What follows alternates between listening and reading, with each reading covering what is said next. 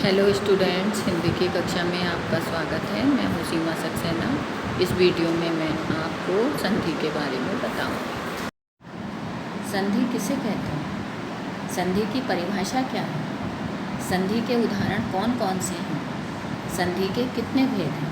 यह सब आप इस वीडियो में पढ़ेंगे। संधि अर्थात मेल या जोड़।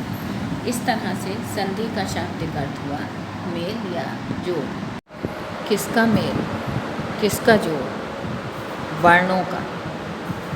जब दो वर्ण आपस में मिलेंगे और उनमें कोई बदलाव होगा तो वो संधि कहलाएगी। यहाँ स्क्रीन पर आप देख रहे हैं अलग अलग वर्ण आपस में मिले हैं और उनमें परिवर्तन हुआ है, बदलाव हुआ है, तो यही संधि कहलाता है।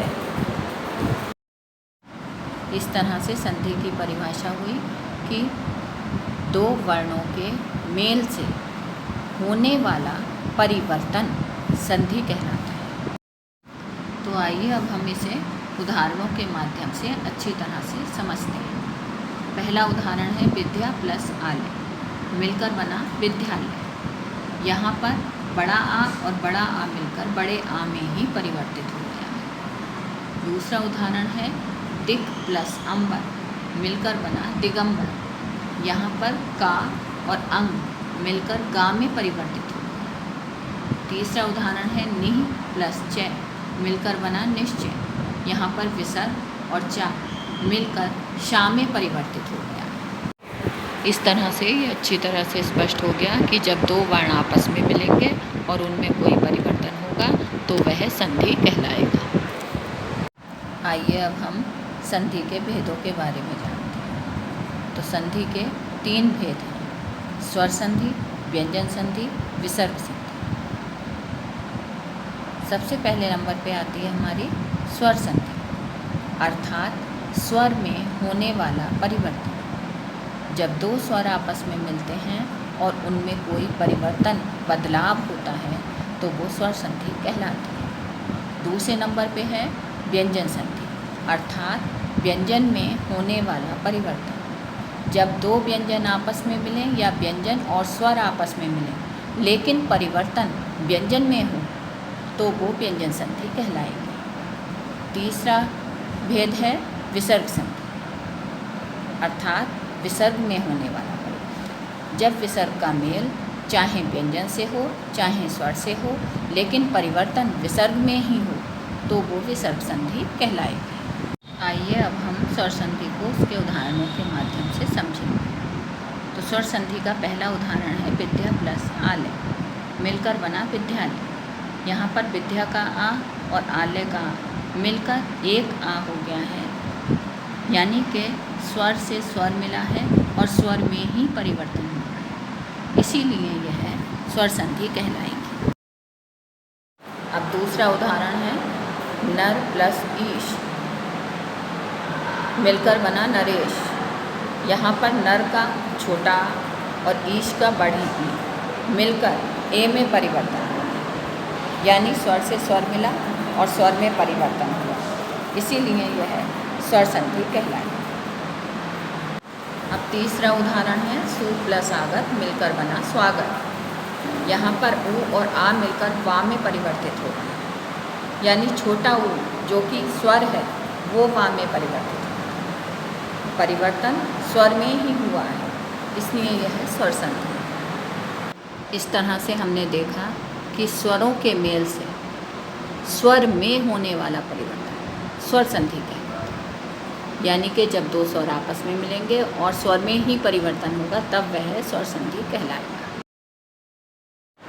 आइए अब हम व्यंजन संधि को उसके उदाहरणों के माध्यम से समझेंगे।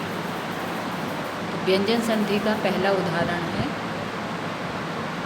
दिक प्लस अंबर मिलकर बना दिगंबर। यहाँ पे दिक का और अंबर का अंग मिलकर गा में परिवर्तित हो गया, यानी व्यंजन और स्वर आपस में मिले और परिवर्तन व्यंजन में हुआ, इसीलिए यह व्यंजन संधि कहलाएगी।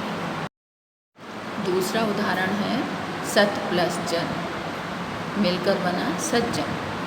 यहाँ पे ता और जा मिलकर जा में परिवर्तित हो, यानी व्यंजन से व्यंजन मिला और व्यंजन में ही परिवर्तन हुआ, इसलिए यह व्यंजन संधि कहलाएगी। अब तीसरा उदाहरण है उत प्लस लास मिलकर बना उल्लास।